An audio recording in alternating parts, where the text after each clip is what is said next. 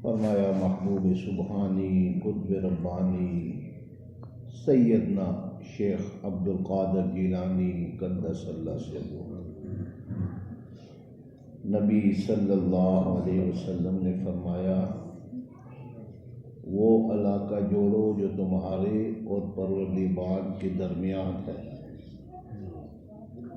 कि सआदत पाओगे, यानी अपने और खुदा के दरमियान मामला साफ रखो कि सईद बन जाओगे, क्योंकि वह सालिहीन के कुलूब की हिफाजत फरमाता है।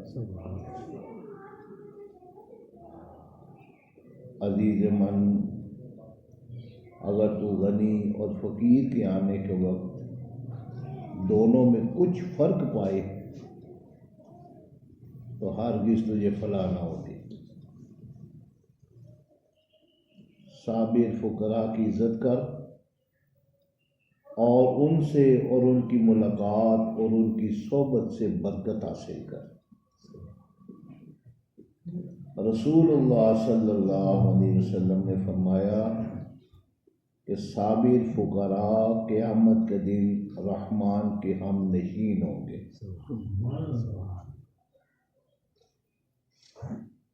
दुनिया में आना जलीस व मन ज़करनी, कि जो मेरा जिक्र करता है या करता रहेगा, मैं उसका साथी हूँ। और क़यामत के दिन इस दुनिया में जिसने सब्र कर लिया, फ़कीर, अल्लाह पर तवक्कुल, उसी पर भरोसा और गैर की तरफ से निगाह को उठा लिया और जिस हाल में मेरे रब ने रखा उस हाल में वो खुश रहा, मुतमईन रहा, ज़बान पर शिकवा ना लाया, तो क्या होगा? क़यामत के दिन वो अल्लाह का हमनशीन होगा। उस वक्त हमनशीन होगा जिस वक्त हर शख्स को अपनी जान के लाले पड़े होंगे। हमेशा हमेशा का खौफ उस वक्त गालिब होगा कि क्या खबर, क्या अंजाम हो, अभी हिसाब किताब हो, अभी मुझ पर क्या लागू हो जाए, मेरे मामले में क्या फ़ैसला सादर हो जाए। लेकिन जो हम नशीन होंगे, माहियत और रफ़ाकत वहाँ पर होगी, वो बेफिक्र होंगे। उस बेफिक्री के लिए इस दुनिया में भी अगर इंसान अपने आप को मजबूत कर ले, असल में फ़क्र दो किस्म का होता है, अल-फ़क्र फ़ख्री, फ़क्र मेरा फ़ख्र है। नबी पाक सल्लल्लाहु अलैहि वसल्लम का फ़क्र इख्तियारी था। डेरों के साथ सामान आया, लाखों दिरहम आए, मनो सोना आया, जानवरों का कोई हिसाब ही नहीं कितना आया, और जिसने जो मांगा अता फरमा दिया। और शाम से पहले पहले अपने से सब को जुदा कर दिया। और जब रात को आप आराम फरमाते तो उस वक्त स्वाए रब ताला के, रब करीम के, रब रहमान के, रब रहीम के, जो दुनिया में भी मेहरबानी फरमाने वाला है, आखिरत में भी मेहरबानी फरमाने वाला है, और हर हमा वक्त वो अपने बंदों पर ख़ास करम फरमाने वाला है, उसकी मैयत और रफ़ाकत हासिल। वही मैयत और रफ़ाकत क़यामत के दिन नबी पाक सल्लल्लाहु अलैहि वसल्लम जब मौजूद होंगे, तो जो आज यहाँ पे हजूर की मैयत और रफ़ाकत में सब्र कर रहे हैं, इस दुनिया को दिल से निकाला हुआ है, वो उस वक्त हजूर के कदमों में होंगे, और हजूर को अल्लाह की मैयत और रफ़ाकत उधर भी हासिल होगी। हजूर ने, अल्लाह ने फरमा दिया कि इंशाअल्लाह आप हमारी निगाहों के सामने। बस आज के बाद आपको कोई फिक्र, कोई गम, कोई अपने चौकीदार जो गार्ड खड़े किए जाते हैं, ये किसी की ज़रूरत नहीं। वल्लाहु यासिमुका मिनन्नास। आज के बाद आपको कोई, अल्लाह आपका निगहबान है। ये निगहबानी यहाँ तक महदूद नहीं रहती। जितने दुनिया के मामलात हैं, इनमें जब इंसान अल्लाह ताला की मैयत और रफ़ाकत में आ जाया करता है, तो उसका इनाम जो है अल्लाह का, जैसे मशहूर है कि सदका दें, तो सदका बढ़कर वापस आ जाएगा। सदका माल को बढ़ाता है ना, यहाँ कितना बढ़ा देगा, 1 के 10, 10 के 70, 70 के 700, वल्लाहु युदाइफु लिमन यशा, कितना बढ़ जाएगा, बढ़ता बढ़ता लाखों करोड़ों अरबों तक चला जाएगा।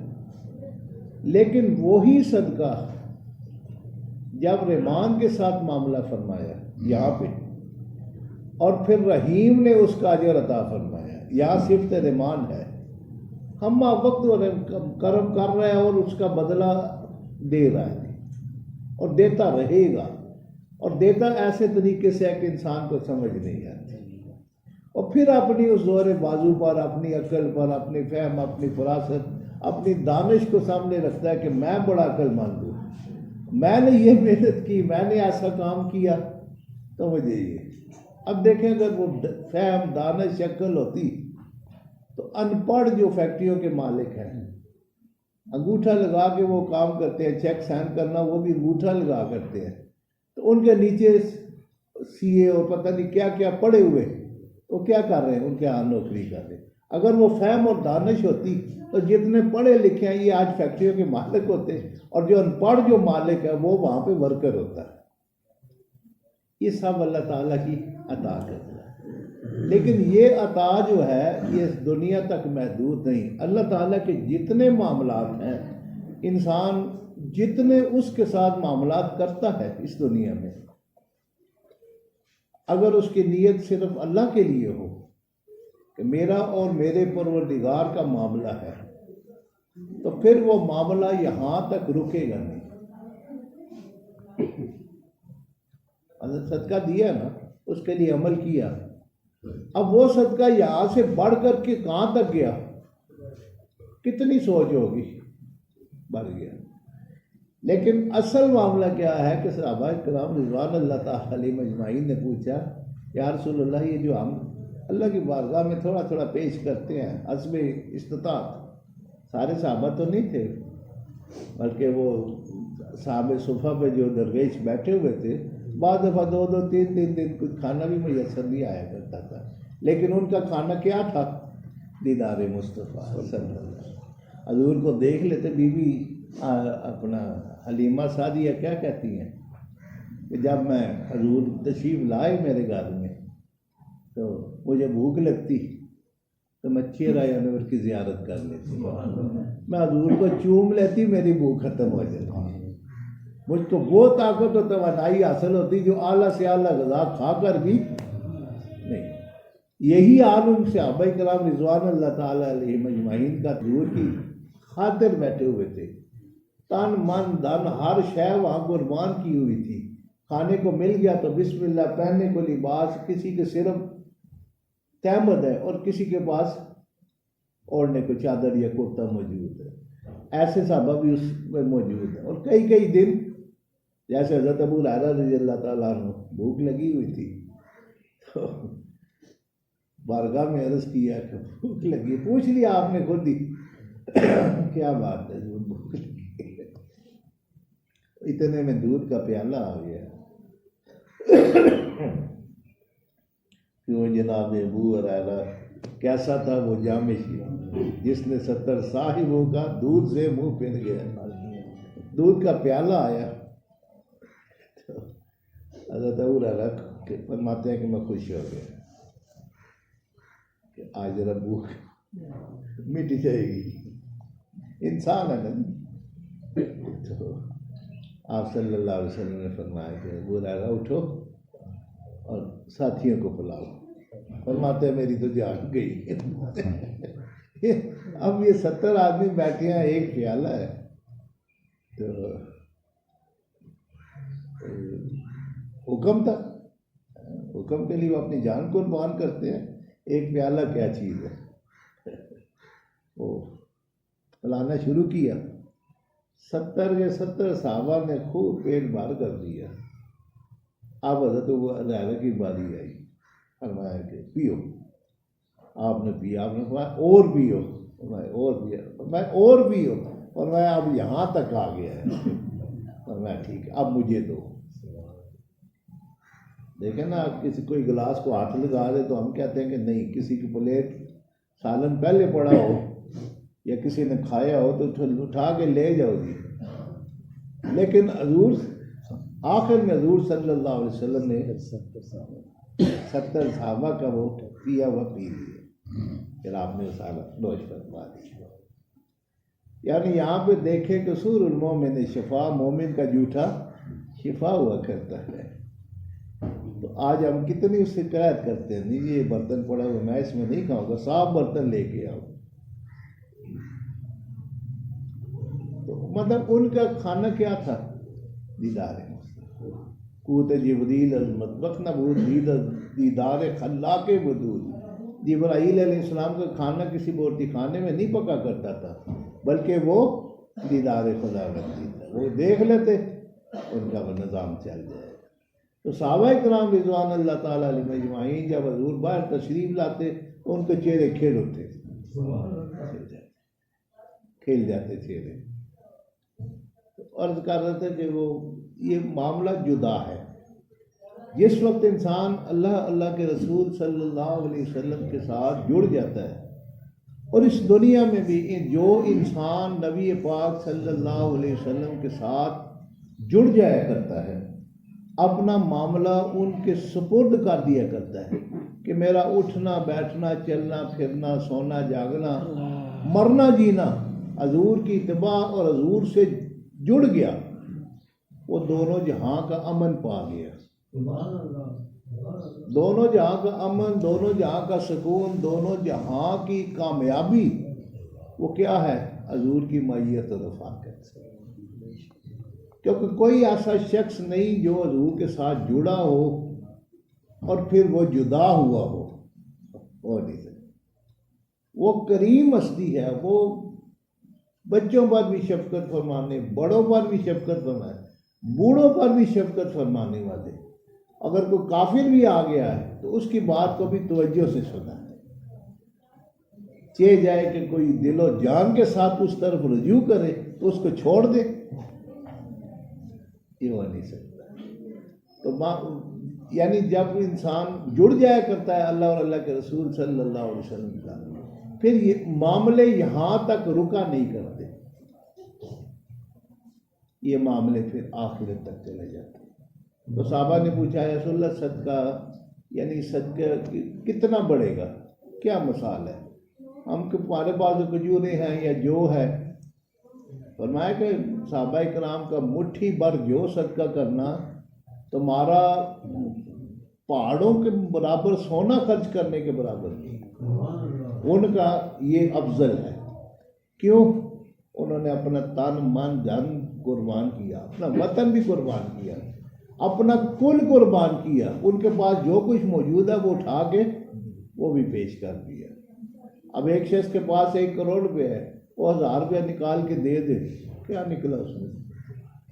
अब एक शख्स के पास है ही 1000 रुपया, वो उठा के उसने दे दिया, उस करोड़ पे बात है।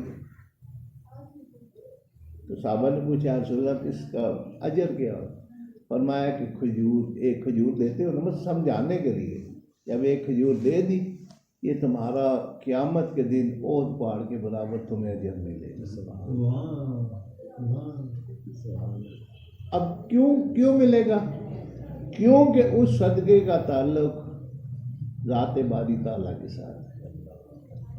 हुक्म रब्बी आया, उस हुक्म को पूरा किया, वो खुश हुआ, उसने खुश होके अता फरमाया। जब खुश होके अता फरमाया तो उसने हस्बे इस्तिताअत अदा की। हारून रशीद का गालबन वाक़या है, साइल आया, उसने कहा मुझे कुछ खैरात दे। कितनी? 5 दिरहम 10 दिरहम दे दे। फरमाया कि मेरी शान के लायक नहीं। फरमाया लाख दे दे। फिर फरमाया वो तेरी शान के लायक नहीं, तो मुस्तहिक नहीं, तो इस काबिल नहीं कि तुझे लाख दिया जाए, और मैं इस काबिल नहीं कि मैं 5-10 दे दूं। लेकिन वो करीम है,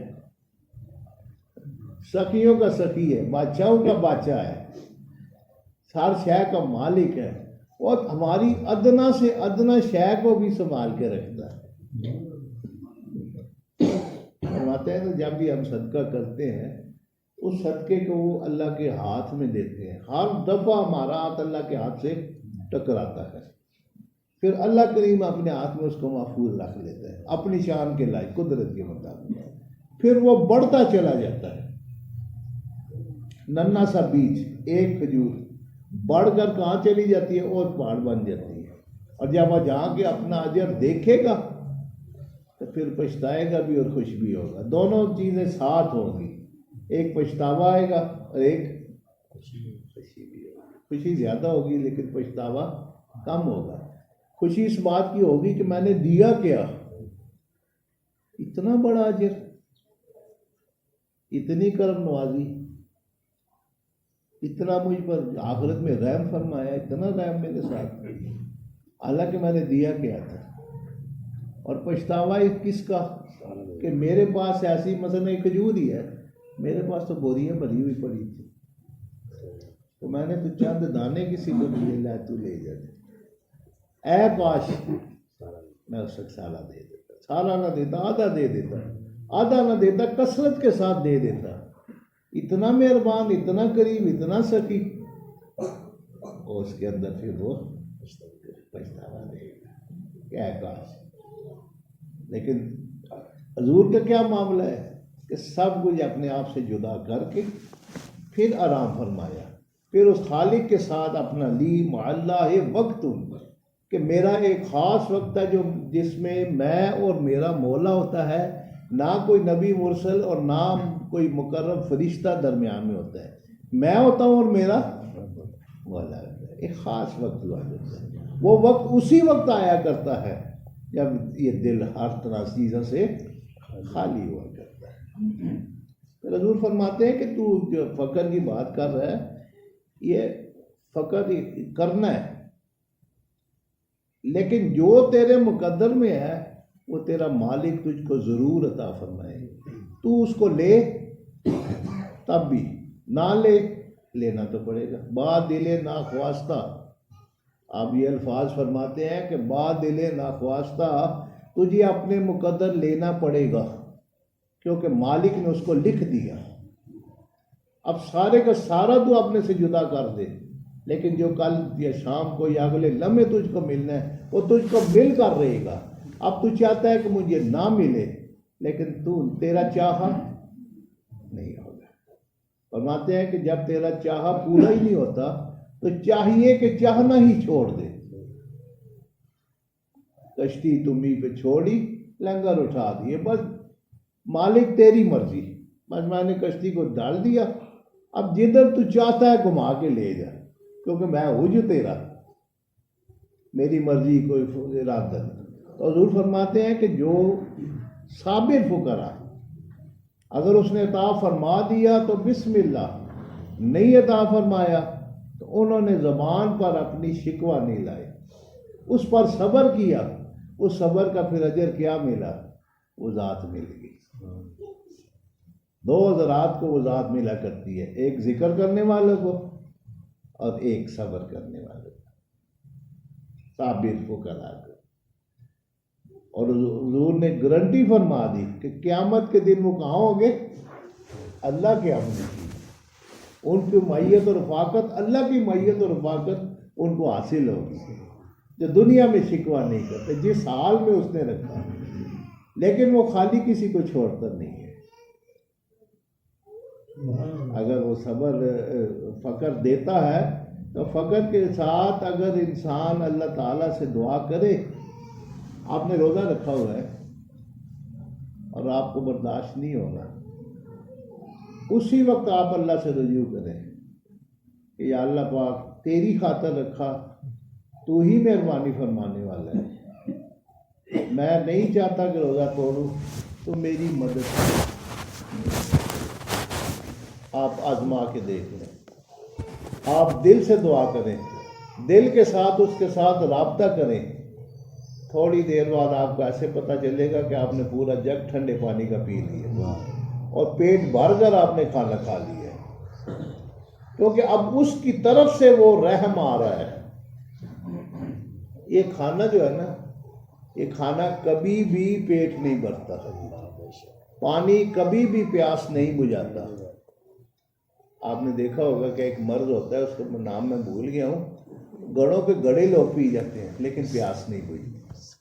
हाँ जी, कोई इसका कोई इस तरह कोई नाम है उसका। और खाने का होता है कि बाद मरीज ऐसे हैं, मैंने खुद देखे हैं, मेरे अजीज़ों में ऐसे हैं बिस्तर पे पड़े हुए हैं और शोर मचा रहे हैं कि खाना दो खाना दो। खाना दिया, पेट भर कर उन्होंने खाया, अभी 2-3 मिनट नहीं गुजरे उन्होंने शोर मचा दिया, मुझे कोई खाना नहीं दे रहा, मैं मर गया, मुझे बचाओ, मुझे भूख लगी है। उतना ही खाना फिर रखा, वो भी गायब हो गया। फिर उन्होंने शोर मचा दिया, मुझे खाना दो खाना दो। फिर उतना रखा, वो भी गायब हो गया। फिर वो एहतियात करते हैं कि इतना तक यानी इनकी सेहत के लिए नहीं ठीक और है भी बिस्तर पे हैं। तो असल प्यास बुझाना किसका काम है? मालिक का। असल भूख को ख़त्म करना मालिक का काम है, जिसके हाथ में सारी बरकतें, उसी के हाथ में सारे।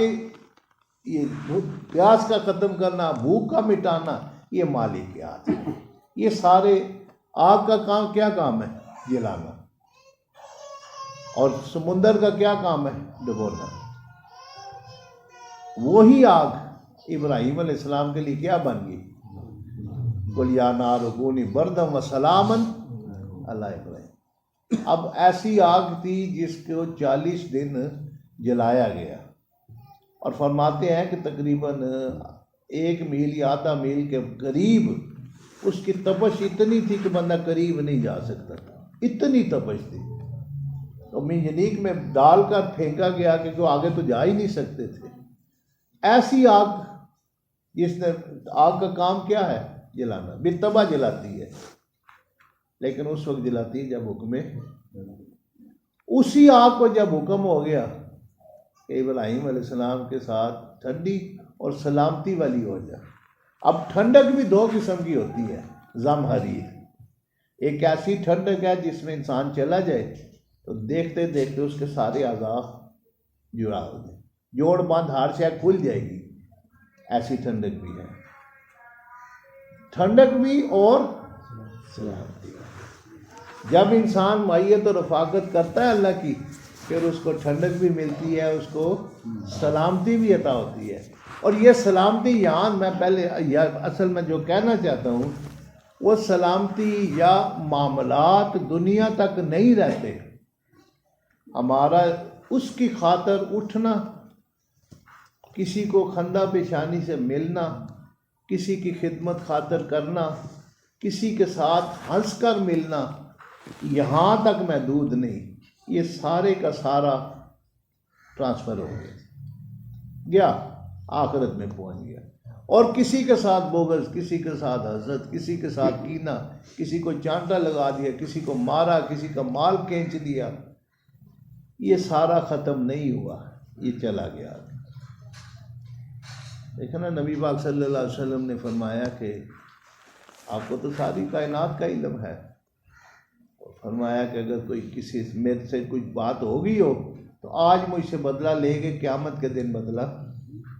तो एक साहबी आगे बढ़े, उन्होंने कहा कि मैं आपने मेरी छड़ी पर पुष्ट पर छड़ी मारी थी, फरमाया ले लो बदला।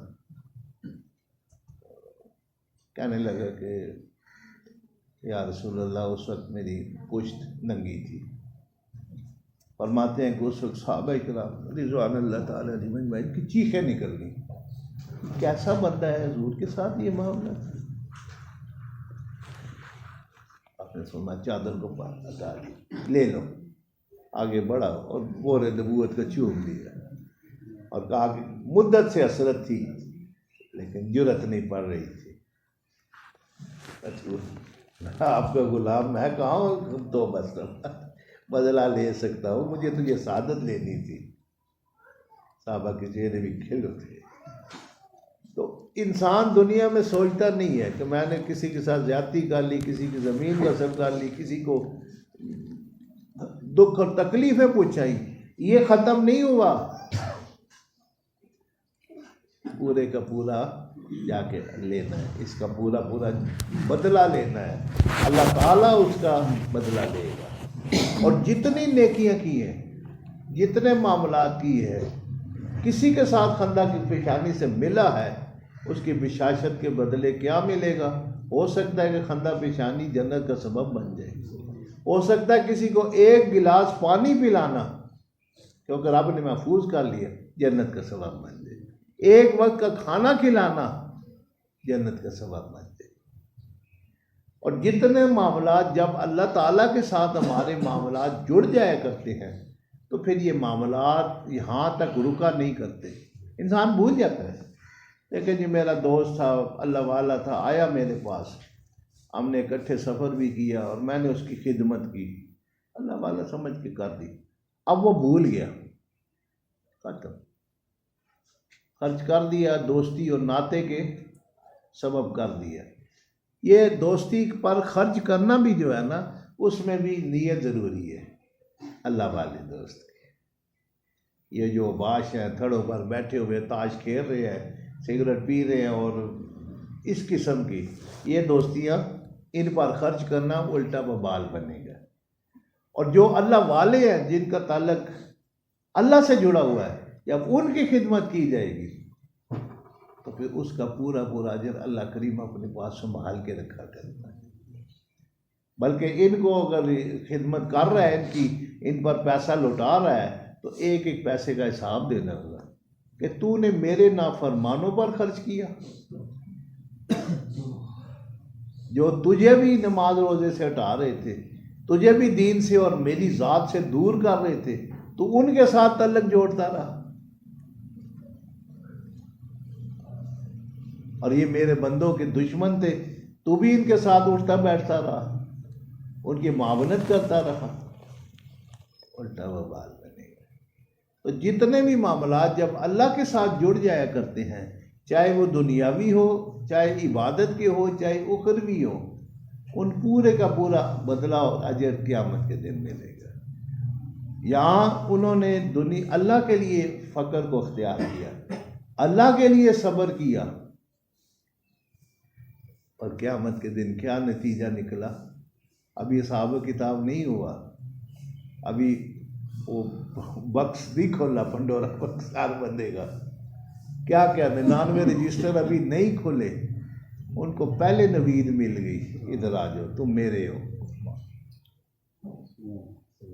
क्योंकि तुम दुनिया में तकलीफ, मेरी खातर तकलीफ काट कर आए हो, मेरी खातर तुमने सब्र किया, और मैंने तुम्हें दुनिया में पहले ही बता दिया था कि इन्नल्लाह मअस साबिरीन, अल्लाह ताला किसके साथ है? सब्र करने वालों के साथ है। ये कहाँ पे फरमाया? इस दुनिया में। अभी सांसों की डोरी मौजूद है, लेकिन उसने फरमा दिया कि यहाँ भी सब्र करोगे तो मैं तुम्हारे साथ हूँ। और इसका मैंने कहा ना कि इसका नतीजा क्या निकला, यानी उसने इन्नल्लाह मअस साबिरीन, अल्लाह ताला सब्र करने वालों के साथ है। इसका नतीजा क्या निकला? जब क़यामत को पहुंचा, अभी कुछ भी नहीं खुला, रहमान ने अपने साथ कर लिया, मायत और रफ़ाकत अता फरमा दी। लोग कांप रहे हैं, डर रहे हैं, खौफ से उनके बच्चे बूढ़े हो गए हैं, और जवानों के बाल जो काले थे वो सफ़ेद हो गए उस खौफ और डर की वजह से। और ये क्या है? उस साए के नीचे, उस मैयत और रफ़ाकत में बेखौफ हो गए हैं, क्योंकि इधर उन्होंने खौफ किया, इधर उसकी मर्जी के मुताबिक चले, और इधर ज़बान पर वो शिकवा नहीं लाए कि मालिक की तरफ से है, उधर उनको बेखौफ कर दिया। इधर खौफ किया, उधर बेखौफ हो गए, इधर बेखौफ हुए, उधर खौफ करना पड़ा। एक जहां में खौफ करना पड़ेगा, ये चीज़ होकर रहनी है, चाहे इधर खौफ ले लो चाहे उधर खौफ ले लो, लेकिन एक खौफ लेना पड़ेगा। एक तो यानी क्या कहते हैं उसको, खुशी इधर ले लो या खुशी उधर ले लो,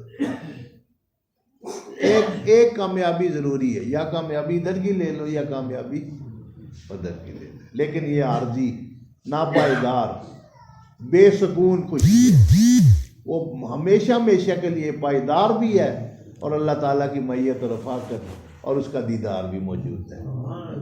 और सबसे बड़ी खुशी जो है वहाँ नबी पाक सल्लल्लाहु अलैहि वसल्लम जिस सहाबा दीदार फरमाते थे वहाँ दीदार भी नसीब हो गया। जितना जितना यहाँ हजूर के साथ तल्लुक़ को जोड़ के रखा, हजूर पर दरूद और सलाम पढ़ता रहा कि जो जितना ज़्यादा दरूद पड़ेगा क़यामत के दिन वो मेरे करीब होगा। और वो करीब सिर्फ इतना करीब नहीं होगा कि बस क़यामत का दिन आया और करीब हो गया, बल्कि अबदुल आबाद जब उसका दिल घबराए वो करीब हो जाएगा। क्योंकि ये महफिलें जो है ना वहाँ भी चलती रहेगी, लेकिन उसका रंग अपना एक जुदा रंग होगा। और ये नहीं होगा कि अब एयरपोर्ट पे जाओ और इंतज़ार करो और 6 घंटे 5 घंटे में मदीना पाक पहुँचो। नहीं नहीं, उस वक्त तो फिर ख्वाहिश करनी है और मेहरबानी हो जाती है। जिसको चाहेंगे अपने पास बुला लेंगे, बस दीदार हो जाएगा, फिर उसको भेज देंगे जा अपने ठिकाने पे जा। और ये मय्यत और रफ़ाकत वहाँ भी कायम बताई जाएगी, लेकिन उस सारे का दारोमदार कहाँ पे है? यहाँ इस दुनिया से। कि यहाँ उस ख्वाहिश अपनी को ख़त्म किया, जिसने ख्वाहिश को ख़त्म कर दिया उसने रहमान को पा लिया, उसकी मय्यत और रफ़ाकत उसको हासिल होगी। और फिर यहाँ तक ही नहीं हासिल हुई, लामुतनाई रफ़ाकत हासिल है। फरमाया कि साबिर फुकरा क़यामत के दिन रहमान के हमनशीन होंगे, यानी वो आज उसके हमनशीन अपने कुलूब से और कल को हमनशीन होंगे अपने अजसाम से। क्या वो मंजर होगा कि ज़ाते खुदा सामने और जिस्मों के साथ इन आँखों के साथ देख रहे हैं। फिर आगे नहीं फरमाया जन्नत में क़यामत के दिन लोग अपनी अपनी नफ्सी नफ्सी में लगे होंगे और वो दीदार कर रहे होंगे। यही है जिनके कुलूब दुनिया से बेरग़बत हुए। ये नहीं कि दुनिया को निकाला और फेंक दिया, जुदा कर दिया। मौजूद है तो खुशी है, नहीं है नहीं मौजूद तो कोई खुशी नहीं, गम नहीं। मौजूद है तो खुशी नहीं है, नहीं है तो गम नहीं है। बादिले नाख्वास्ता जरूर ना, बादिले नाख्वास्ता उसको कबूल किया क्योंकि उसने लिखा हुआ है। जैसे नबी पाक सल्लल्लाहु अलैहि वसल्लम दिन के वक्त कितना माल आया, मनों के साथ सोना, हज़ारों के साथ जानवर, और दिरहम और दिनार का कोई हिसाब ही कोई नहीं, लेकिन रात खाली करके जुदा कर, यानी दिल के अंदर उस वक्त कोई ख्याल है ही नहीं। और राज मुताहरात के घर तशरीफ ले जाते जिधर भी होती, तो सुबह उठ के नमाज के बाद पूछते कुछ है खाने को? जी नहीं, आज तो कुछ नहीं। अगर कुछ होता तो वो पेश फरमा देती, अगर नहीं होता फरमाती आज कुछ भी नहीं है। फरमाया रोज़ा। अब शाम तक जो है ना बेफिक्री होगी, ना ख्याल आएगा और ना को परेशानी। शाम को इंशाल्लाह देखेंगे। यानी उस ज़हन को भी आज़ाद कर दिया। बस नहीं है, दिन को सारा दिन इसी तलाश में इंसान रहता है, इधर से शायद आ जाए, उधर से मिल जाए, जुस्तजू कर लूँ, कहीं से कर लूँ। नहीं, अब छोड़ दिया रहमान, तेरे मेहमान हो गए। और वो क्या फरमाएगा जब स्पुर्द कर दिया, अय्युकुम मिसली, अय्युकुम मिसली, कौन है तुम में से मेरी मिसल? अभी तो इंदा रब्बी, मैं अपने रब के यहाँ रात गुजारता हूँ। वयुतइमुनी व यस्कीनी, वो मुझे खिलाता भी है और पिलाता भी है। वो क्या खिलाता है क्या पिलाता है हजूर जानते हो और रब जानता है।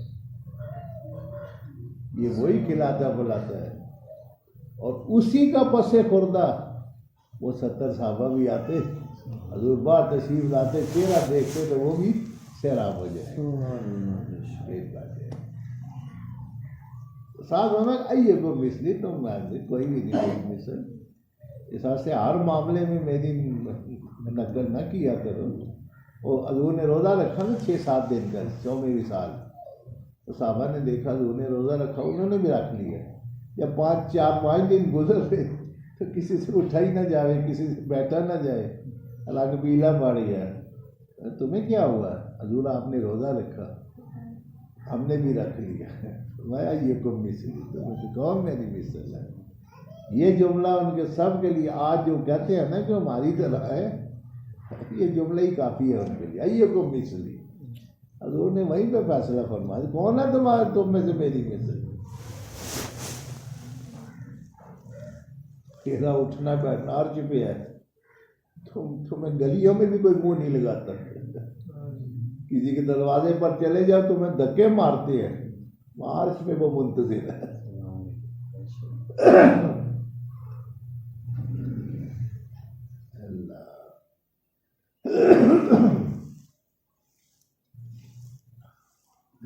जब ये हालत उनकी पूरी हो गई तो आखिरत उनके पास प्याम निकाह भेजा और अपना नफ्स उन पर पेश किया, लिहाजा उनको आखिरत से वसल हुआ। और जब वो उनको हासिल हो गई तो उन्होंने देखा ये भी तो गैर खुदा है, लिहाजा आखिरत से अकद को फसक कर लिया और अपने कलूब की पुष्ट उसकी तरफ से फेर ली और अल्लाह से शर्मा कर कि गैर के पास क्यों ठहरे और फ़ानी से उनसे सुकून क्यों पाया, वहाँ से भागे। आमाल व सनात और जो कुछ ताते की थी सब आखिरत के वाला की, और तलब मौला में अपने सिद्क के परों से अल्लाह की तरफ उड़े। आखिरत के पास पिंजरा छोड़ा और अपने वजूद के पिंजरों से निकलकर अपने मुजीद की तरफ परवाज की। रफ़ीक आला को तलब किया और अव्वल व आखिर और ज़ाहिर व बातिन ज़ात को तलाश किया। उसके बुर्ज कुर्ब तक पहुँचे और उन लोगों में से बन गए जिनके हक़ में अल्लाह ताला ने फरमाया कि बेशक वो हमारी सरकार में मुंतखब और बरगुज़ीदा है।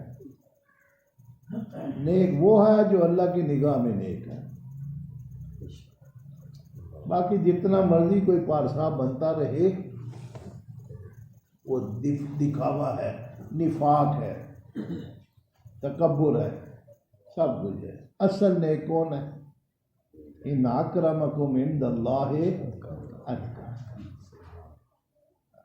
तुम्हारा अल्लाह के नज़दीक मुअज़्ज़ज़ इज़्ज़त वाला मर्तबे वाला कौन है?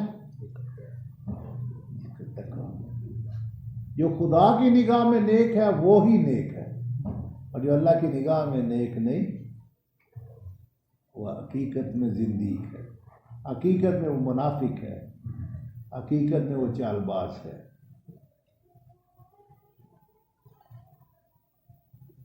रफ़ीक आला को तलब किया, अव्वल व आखिर और ज़ाहिर बातिन ज़ात को तलाश किया, उसके बुर्ज कुर्ब तक पहुँचे और उन लोगों में से बन गए जिनके हक़ में अल्लाह ताला ने फरमाया बेशक वो हमारी सरकार में मुंतखब और बरगुज़ीदा है, कि उनके कुलूब भी हमारे पास हैं, उनकी हिम्मतें भी हमारे पास और उनके अंदरून भी हमारे पास और उनकी अक्लें भी दुनिया व आखिरत में हमारे पास।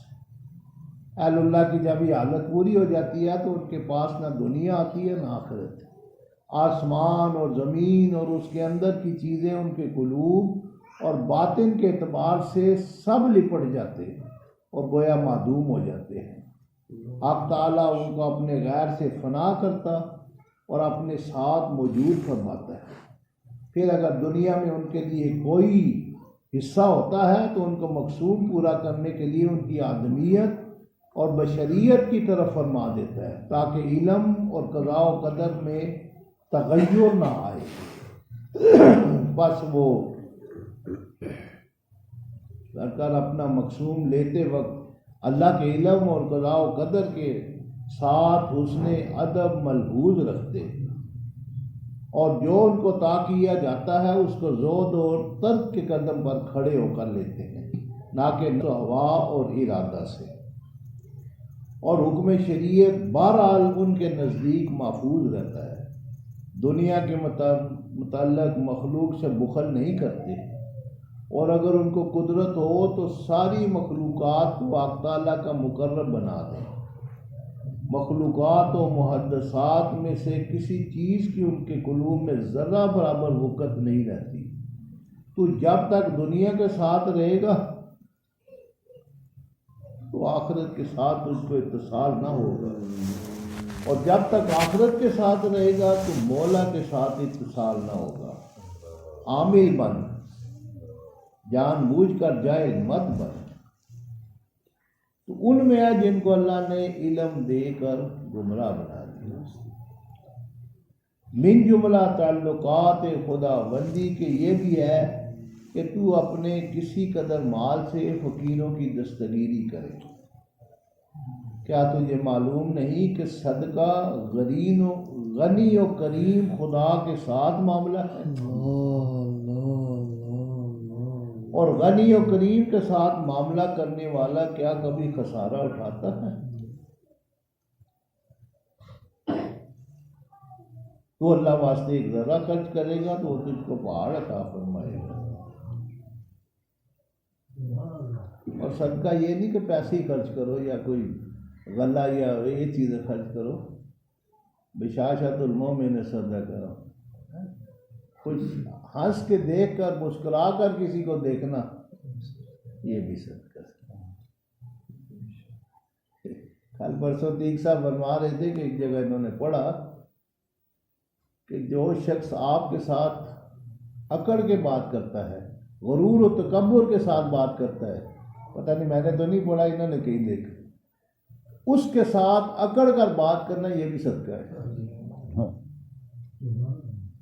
यानी उसको ये बात बतानी है कि ये अकड़ वगैरह जो है ना तो अपने पास ही रख, मैं तो इससे ज़्यादा अकड़ वाला हूँ।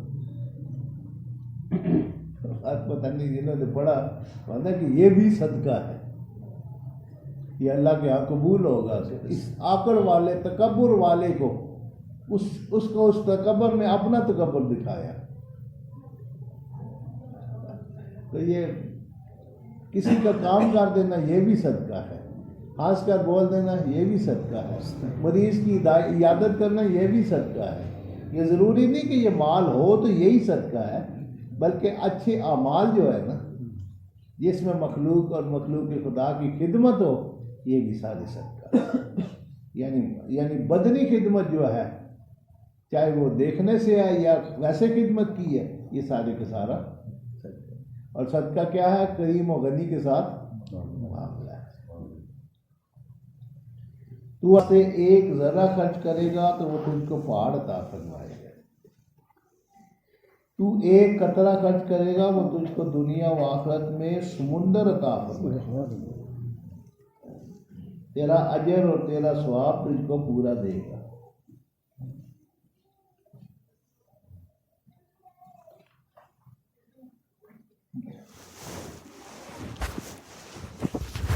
साहिबो, जब तुम अल्लाह ताला से मामला करोगे तो तुम्हारी खेतियां फलेंगी और तुम्हारी नहरें बह पड़ेंगी और तुम्हारे दरख्तों पर पत्ते और शाखें और फल आएंगे। मैंने पहले भी अर्ज किया था, ज़रूर फरमाते कि अल्लाह के साथ मामला करो। तो मैंने एक दफ़ा ख्वाब देखा कि बड़ी ऊंची दीवार है। बचपन था, अभी शऊर या मिला था ताज़ा, अभी दाढ़ी भी नहीं आई थी। मैंने देखा कि एक ऊंची दीवार है और मैं बड़ी तगदो करके ना तो दीवार को फलांग के मैं अंदर दाखिल हो गया। सब्ज़ ही सब्ज़, बिल्कुल सारा गरीब मैदान है। और जब दीवार फलांग के तो मैं अंदर कदम रखा, हालांकि मुझे ये पहले दुआ नहीं आती, लेकिन ख्वाब में मैंने पूरी दुआ पढ़ी। अल्हम्दुलिल्लाहिल्लज़ी अज़हबा अन्नल हज़ना इन्ना रब्बना लगफ़ूर रहीम। ये अभी बंदे दाखिल होंगे जन्नत में तो ये दुआ पढ़ेंगे। सब तारीफ़ें उस खुदा के लिए, अज़हबा जिसने दूर किया, अन्नल हज़ना हमसे गम को। आज वो सारे गम, वो सारे दुख, वो सारी तकलीफ़ें दूर होगी। जब मैंने वहाँ कदम रखा तो मैंने कहा शुक्र अल्हम्दुलिल्लाह, जन्नत में पहुँच गया। अब जब मैंने देखा तो बिल्कुल खाली मैदान, ये जन्नत। बहरहाल मैंने साहब से अर्ज़ किया, मैंने कहा जी जन्नत देख भी ली, जन्नत में पहुंच भी गया, दुआ भी कर ली, ये मामला देखा। फरमाया जन्नत तो मिल गई, अब उसमें माल भी तो बनाने हैं ना, दरख्त भी लगाने हैं, नहरें भी जारी करनी है, वो करो ना, उन्हें मत करो, वो तो तूने खुद लगानी है ना। यहाँ जितने अमल करेगा, जितनी मेहनत मशक्क़त करेगा, उतनी ज़्यादा जो किसी को आप ज़मीन दे दें बंजर, ये ज़मीन है, अब ला ट्रैक्टर भी ला और ख़ुद भी हल ले, और वो कई और खुरपा क्या होता है वो लो और बनाओ, ज़मीन को तैयार करो। फिर जब 6 महीने साल 2 साल के बाद जब इंसान जब जाता है तो देखता है तो वहाँ तो नक्शे ही बदला हुआ होता है, फसलें भी लगी हुई हैं, फल के बागात भी लगे हुए हैं, फ्रूट के। वो कहता है कि ये वही जगह है, वो बंजर जगह थी, कमाल होगी, बड़ी मेहनत कीजिए आपने। और जितना वो कहता जाता है वो खुश होता चला जाता है, और यहाँ की मेहनत जब करता है तो अल्लाह ताला खुश होता है, वो कहते हैं बहुत खूब किया तूने काम। बहुत स्वाग फरमाते हैं ना कि आपने कुछ बयान फरमाया तो एक शख्स ने कहा सुभान अल्लाह, क्या खूब फरमाया। आपने फरमाया खामोश, मैंने जो कहा है इस पर अमल कर, जब तू उस पर पूरी तरह अमल करेगा तो मैं कहूँगा कि क्या खूब तूने अमल किया, सुभान अल्लाह। सुभान अल्लाह तू ना क्या, मैं कहूँगा कि मैंने कहा था और उस पर तूने अमल किया, क्या तूने अमल किया, सुभान अल्लाह। तो हज़रत साहब ने फरमाया कि उस जन्नत को अब बसाओ, उसको ये हज़ूर फरमा रहे हैं जब तुम अल्लाह ताला से मामला करोगे तो तुम्हारी खेतियां फलेंगी और तुम्हारी नहरें बह पड़ेंगी और तुम्हारे दरख्तों पर पत्ते और शाखें और फल आएंगे। नेक काम का हुक्म करो और बुरे काम से मना करो, और अल्लाह के दीन की मदद करो और उसकी राह में अदावत करो। सिद्दीक वही है जो खुदा से सच्ची दोस्ती करे नेकोकारी में। यानी वो मैंने कहा ना बुरे हमनशीन, उनके साथ उठना बैठना, उन्हीं पर माल खर्च करना नहीं। सिद्दीक वही है जो खुदा से सच्ची दोस्ती करे नेकोकारी में, कि उसकी दोस्ती खलवत और जलवत और रंज और राहत और तंग हाली और बदहाली हर हाल में कायम रहे। अपनी आयतें हक ताला से मांगो, ना कि उसकी मखलूक से, और अगर मखलूक से मांगे बगैर चारा ना हो तो अव्वल अपने कलूब से हक ताला के पास जाओ कि वह तुमको किसी ख़ास जिहत से मांगने का इल्हाम फरमाएगा। फिर अगर तुमको वहाँ से मिला या ना मिला तो दोनों अमर खुदाई की तरफ से होंगे, ना कि मखलूक की तरफ से। ऐसा फरमाया करते थे कि इस्तिखारा करो, कोई भी आ जाता ना तो इस्तिखारा करो, अल्लाह ताला तुम्हें ख्वाब में इशारा फरमा देंगे। और ख्याल करना कि अगर ख्वाब में इशारा नहीं फरमाया तो जब तुम्हारी आँख खुले तो तुम्हारा दिल किस तरफ है, मुतमईन है या गैर मुतमईन, जिस मामले के लिए किया इस्तिखारा। अगर मुतमईन है तो अल्लाह की तरफ से इशारा है कि इस काम को कर दो, और अगर दुख परेशानी और अंदर वसवसा है तो फिर उस काम को ना, या तो इशारा फरमा देगा और या तुम्हारे दिल के अंदर वो चीज़ डाल देगा। इस्तिखारे के 2 तरीके हैं। बात आते हैं ना जी, कुछ नहीं पता चला जी, तो इस्तिखारा किया लेकिन कुछ नज़र नहीं आया, फिर दिल कैसा था जी, दिल परेशान था। जब उठे हैं तो दिल परेशान है, तो फिर इस काम को ना करना। अल्लाह ने मशवरा दे दिया है, तुम्हारे दिल में उसने डाल दिया।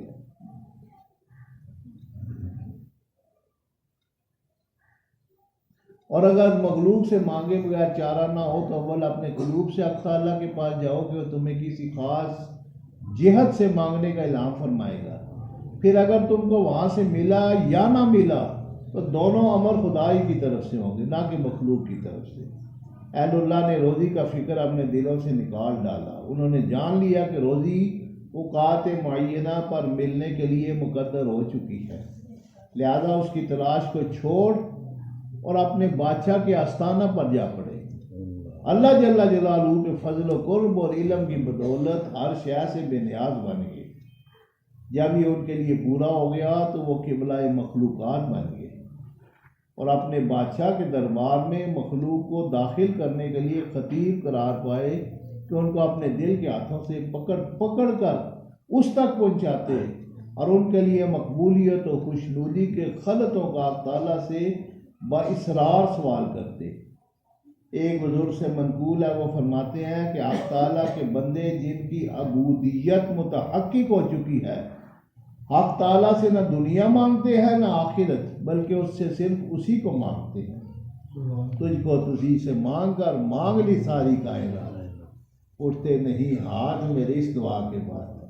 और उसको मांग लिया, नतीजा क्या है? मालिक के खजाने कितने हैं? अवलीन और आखरीन मखलूक अपनी ख्वाहिश के मुताबिक मांगे, जिसका जितना ज़र्फ है। यहाँ ऐसे भी है ना जो पूरा मुल्क ही लूटना चाहते हैं, जो अपने ज़र्फ के मुताबिक मांगे, जितनी उसकी सोच है, और उतना ही जितना वो मांगे उतना ही अल्लाह ताला उसको डबल करके अता फरमाए। अवलीन और आखरीन मखलूक को तो फरमाते हैं कि समुंदर में सुई को डुबो, उसके साथ जितनी तरी बार आ रही है, अल्लाह के खजानों में इतनी कमी भी नहीं होगी।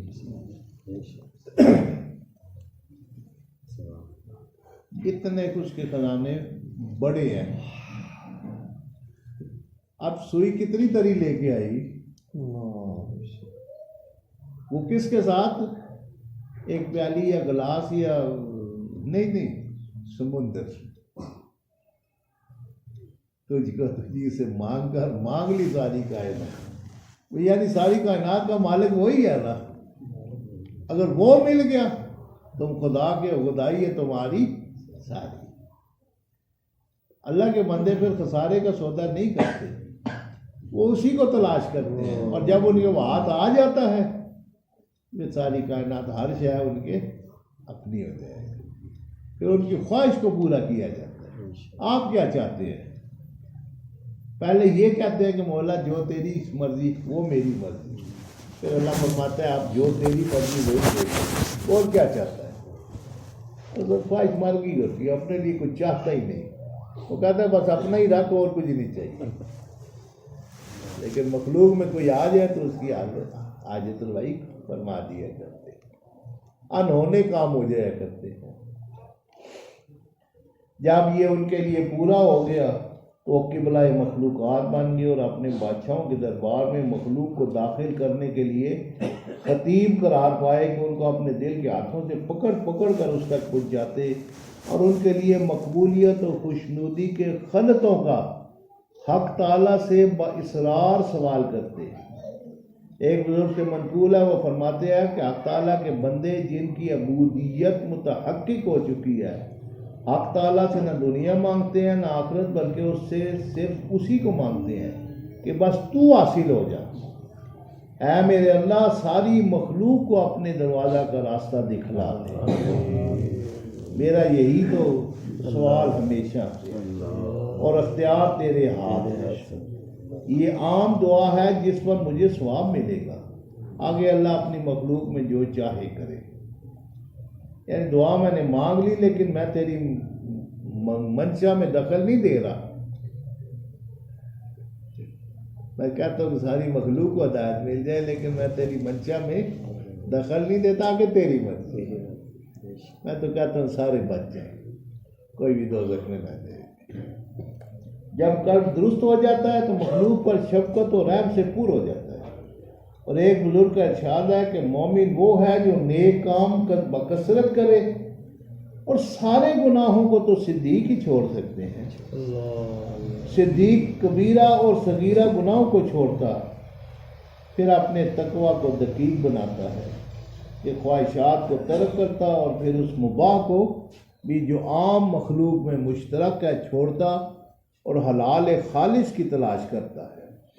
सिद्दीक हमेशा अपनी रात दिन का बड़ा हिस्सा अब रब की इबादत में गुजारता और मखलूक की आदतों यानी पाबंदी असबाब के खिलाफ करता है।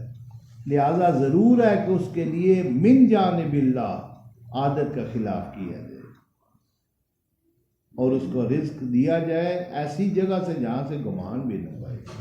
उसको दिया जाता है और लेने का उसको हुक्म किया जाता है। सारी चीज़ें उसके लिए खालिस और साफ हो जाती हैं, इसलिए कि मुद्दत दराज तक उसको मारूम रखा गया और उसकी आयतों का उसके सीना में चूरा किया गया और वह अपनी गराज के शिकस्ता होने पर सब्र करता रहा और तमाम हालतों में उसको रद्द किया गया। दुआ मांगता था तो कबूल ना की जाती, दरख्वास्त करता था तो मंजूर ना की जाती थी, शिकवा करता था तो जिस मुसीबत का शिकवा करता था उसको और बढ़ा दिया जाता था, खुशी तलब करता तो उसको पाता ना था, खौफ खाता तो खलासी नजर ना आता, मुआहिद और मुखलिस बनकर अमल करता था मगर जिस रात के लिए करता था उसका कुर्ब नजर ना आता था, गोया कि वो मोमिन मुआहिद नहीं है और वही हमेशा इन सूरतों की मदारात पर साबित बना रहा। समझ लिया कि सब्र ही उसके कल्ब की दवा और उसकी सफाई और तकर्रुब का सबब है। इस आजमाइश के बाद खैर ज़रूर आएगी। ये हजूर अपने सारे मामलात फरमाते हैं। हजूर फरमाते हैं कि मैं जब जंगलों में रहता अक्सर बीमार भी हो जाते तो दुआ मांगते शिफा के लिए, वो बीमारी और बढ़ जाती। कभी कोई चीज़ तलब की, उस चीज़ को मुझसे और दूर कर दिया गया, यानी जो मैं मांगता उसका उलट हो जाएगा। वो आजमाइश थी ना, लेकिन बाद में फरमाया कि हर वो चीज़ होगी जो मैं चाहता वो पूरी हो जाएगी। लेकिन पहले जिस चीज़ की फरमाते हैं कि मैंने दुआ की वो उलट हो, उस चीज़ को और बढ़ा दिया गया। दुख आया तब और बढ़ गया, खुशी मांगी वो दुख में तब्दील हो गई, बीमारी आई वो और बीमारी बढ़ गई। लेकिन बाद में फिर जब कामिल हो गए उस आजमाइश में, और जितनी बड़ी आजमाइश आई उतना बड़ा फिर होता भी मिला, बहुत से आजम बन गए थे। सारे वलियों की गर्दन पर आपका कदम मुबारक भी आ गया, और यहाँ तक नहीं ताकि आम क़यामत बहुत से आजम, इनसे बड़ा गोश्त खड़ी नहीं आ सकती। इलाहाबाद ये इम्तहान इसलिए ताकि मोमिन और मुनाफिक, मुआहिद और मुशरिक और मुखलिस और याकार और बहादुर और बुज़दिल में, और जमने वाले और हिल जाने वाले और साबिर और घबरा जाने वाले में, और अहले हक और अहले बातिल में, और सच्चे और झूठे में, और दोस्त और दुश्मन में, मुत्तबे और मुबतदे में इम्तियाज हो जाए। सुन, एक बुजुर्ग क्या फरमाते हैं, दुनिया में ऐसा बन जैसे कोई अपने ज़ख्म की दुआ करता और तकलीफ़ के दूर होने की तमा में दुआ की तलखी पर सब्र करता है। सारी बलाएं और बीमारियां ये है कि तू मखलूक को शरीक खुदा ठहराए और नफ़ा नुकसान और अताव मना पर उन पर निगाह डाले, और सारी दवा और बलाओं के ज़ाला इसमें है कि मखलूक तेरे कल्ब से निकल जाए और कज़ा और कदर के नाजिल होते वक्त तू जमा रहे, और यह कि मखलूक पर हुकूमत और रिफत का तालिब न बने, और तेरा कल्ब ताला के लिए खालिस, तेरा बातन उसके लिए साफ, तेरी हिम्मत उसकी जानिब बुलंद हो, और जब तेरे लिए मुतहक्किक हो जाएगा तो तेरा कल्ब ऊंचा चढ़ेगा और नबियों, पैगम्बरों, शहीदों, नेकोकारों, मुकर्रब फरिश्तों की सफ़ों में जा शामिल होगा, और जितनी भी तुझको उस पर बका होगी उसी कदर तू बड़ा और बाअज़मत और साहिब रिफत बनेगा। अल्लाह आगे बढ़ाया और हाकिम व अमीर बनाया जाएगा। आएगा तेरे पास जो कुछ भी आएगा, विलायत दी जाएगी जैसी भी दी जाएगी, और अता किया जाएगा जितना भी अता किया जाएगा। फरमा नसीब वही है जो इस कलाम के सुनने, इसका यकीन लाने और जिनको ये हासिल है उनका एहतराम करने से महरूम रहा। ऐ मुझे छोड़कर अपनी माश में मशगूल होने वालों, माश मेरे पास है, मुनाफा मेरे पास है, आखिरत का सौदा मेरे पास है, मैं कभी ताजर का पेश दस्त हूँ कि गाहकों को आवाज़ दूँ, और कभी सौदागर हूँ, और कभी मता का मालिक कि हर शय को उसका हक अता करता हूँ। जब आखिरत की कोई चीज़ मुझको हासिल होती है तो मैं उसको तनहा नहीं खाता, इसलिए कि करीम तनहा नहीं खाया करता। जो भी अल्लाह ताला के करम से वाकिफ़ हो गया तो उसके पास बुखल न पाएगा। जिसने भी अल्लाह जल्ला जलालहू को पहचान लिया उसके नज़दीक अल्लाह के सिवा हर चीज़ बेकदर बन गई। बुखल तो नफ्स की तरफ से होता है, और आरिफ का नफ्स मखलूक के नफूस के मुकाबला में मुर्दा है। वो मुतमईन है और अल्लाह जल्ला जलालहू के वादों पर ठहरा हुआ और उसकी वईद से खाइफ है। या अल्लाह हमको भी नसीब फरमा जो तुमने औलिया को नसीब फरमाया, और दे हमको दुनिया में भी भलाई और आखिरत में भी भलाई, और बचा हमको दोज़ख के अज़ाब से। आमीन। आतिना फिद दुनिया हसना व फिल आखिरति हसना व क़िना अज़ाबन्नार। बादशाह जो कुछ पढ़े और सुने से अमल की तौफीक हमारी इखलास नसीब फरमा, उन अमाल को कबूल फरमा। अल्लाहुम्मा इन्ना अला ज़िक्रिका व शुक्रिका व हुस्नि इबादतिक।